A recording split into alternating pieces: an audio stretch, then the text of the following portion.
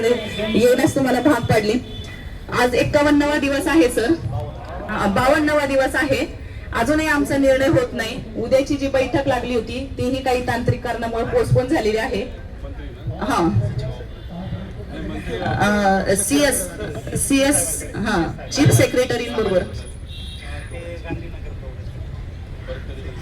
नाही दिली अजून, पुढच्या आठवड्यात बघू। तर आपणही आम्हाला संबोधित करावं की आज 25 वर्ष झाली आम्ही कॉन्ट्रॅक्ट बेसवरती काम करतो। आमच्यातले निम्मे सहकारी जे आहेत ते शासन सेवेत 8 ऑक्टोबर 2024 ला कायम झालेले आहेत। ते आम्हाला ज्युनियर असून सुद्धा त्यांना न्याय मिळाला, पण आम्ही सिनियर असून आम्हाला अजूनही न्याय मिळत नाही। आज शिक्षण व्यवस्थेचा सगळा गाडा आम्ही ओढत असू, पण तरी सुद्धा आम्ही जेव्हा शासन सेवेत कायम करा ही मागणी शासनाकडे केलेली आहे, त्याचा अभ्यास समितीचा अहवाल सुद्धा सादर झालेला आहे। त्याच्यावरती बैठका होऊन सीएम साहेबांच्या दरबारी आज तो अहवाल गेलेला आहे। आमचं म्हणणं इतकंच आहे की त्या अहवालात जसं सांगितलं आहे की ज्यांची 10 वर्ष सेवा पूर्ण झालेली आहे कॉन्ट्रॅक्ट बेसवरती, की त्यांना रिक्त जागांवरती सामावून शासन सेवेत कायम करा। तर त्या मागणीसाठी आम्ही 9 मार्च पासून इथे बसलेलो आहोत। अतिशय तुटपुंजा मानधनात आम्ही काम करत आहोत। आज पाहिलं तर हे पेंडलचं भाडं भरणं सुद्धा आम्हाला अशक्य असून सुद्धा एक जिद्द म्हणून आम्ही इथे बसलेलो आहोत। तर आपल्या माध्यमातून आम्हाला मार्गदर्शन करावं। त्याचप्रमाणे आपला जो दणदणीत आवाज आहे त्या दणदणीत आवाजात मंत्रालयातही थोडस आमची बाजू मांडावी आणि लवकर न्याय मिळवून द्यावा ही विनंती।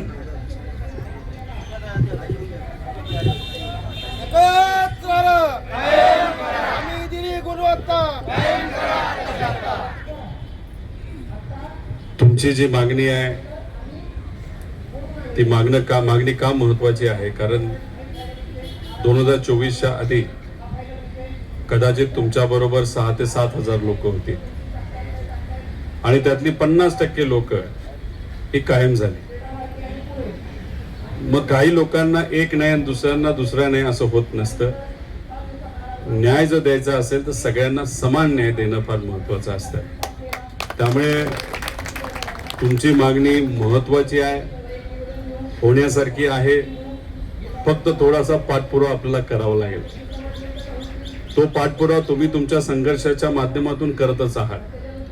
52 दिवस मुंबईमध्ये बसणं हे तसं सोपं नाही।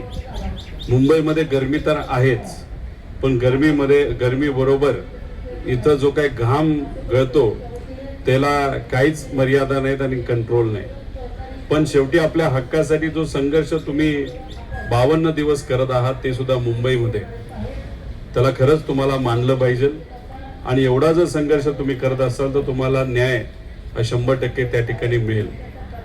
आता तुमच्या मागणीबद्दलची बैठक जी सीएस साहेबांबरोबर उद्या लागली होती ती काही कारणांमुळे पुढे ढकलली असं आपल्याला कळतंय।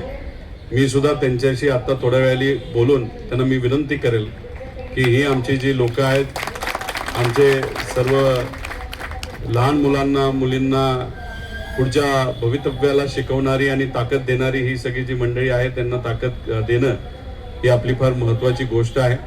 त्यामुळे तुम्ही ज्या मागण्या केलेल्या आहेत तर या सगळ्या मागण्या ह्या रास्त असल्यामुळे तुमच्या वतीने मी माझा शब्द त्या ठिकाणी सीएस साहेबांकडे देतो। आणि आम्हाला काय सगळ्याच गोष्टीमध्ये राजकारण करायचं नसतं, त्यामुळे कुठलीही राजकीय भूमिका मनामध्ये न ठेवता फक्त तुमच्या संघर्षाला यश यावं आणि ते यश जेव्हा येईल त्या यशाचं पूर्ण क्रेडिट जर कोणाला जाणार असेल हे तुमच्या सगळ्यांना जातं, तुमच्या या संघटनेला जातं, तुमच्या प्रत्येक व्यक्तीला जातं। आणि तुम्ही इथं जे संघर्ष करत असताना तुमचे सर्व घरचे लोक, तुमची मुलं असतील, तुमचे पती असतील, तुमच्या पत्नी असतील, आई वडील असतील, हे घरी तुमची तिथं वाट बघत आहेत। त्यामुळे त्यांचा सुद्धा संघर्ष हा तसा खूप मोठा आहे।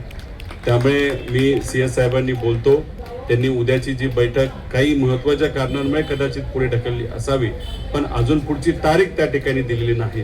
त्यामुळे ती परवाची नाही तर या आठवड्याचीच तारीख असावी एवढी मात्र विनंती त्या ठिकाणी आपल्या सर्वांना करतो। तुमच्या या संघर्षाला पाठिंबा देतो। काही दिवसांपूर्वी सुप्रियाताई सुद्धा आल्या होत्या, त्यांनी पत्र त्या ठिकाणी लिहिलेलं आहे। सीएम साहेबांबरोबर सुद्धा त्यांचं त्या ठिकाणी संवाद झालेला आहे। त्यामुळे एवढे लोक जर तुम्हाला पाठिंबा देत असतील, प्रयत्न करत असतील, त्यामुळे तुमच्या या संघर्षाला यश आल्याशिवाय राहणार नाही। आणि शेवटी कुणी ना कुणी ते कुठून तरी हा संघर्ष त्या ठिकाणी बघत असतं। त्यामुळे तुमच्या या संघर्षाला अनेक लोकांनी पाठिंबा दिलाच आहे आणि त्या अनेक लोकांबरोबर माझा सुद्धा या छोट्या कार्यकर्त्याचा सुद्धा तुम्हाला तिथं पाठिंबा आहे। पण हे सगळं होऊन हे सगळं होऊन जर तुम्हाला न्याय मिळत नसेल तर मग जेव्हा अन्याय होतो तिथं आम्ही असतो. त्यामुळे त्या तुमच्या अन्यायाच्या संघर्षामध्ये नंतर जेव्हा केव्हा तुम्ही बोलवाल तेव्हा मी हक्काने तिथं तुमच्या या लढ्यामध्ये स्वतः सहभाग घेईल. एवढंच या ठिकाणी सांगतो. थांबतो. जय हिंद, जय महाराष्ट्र.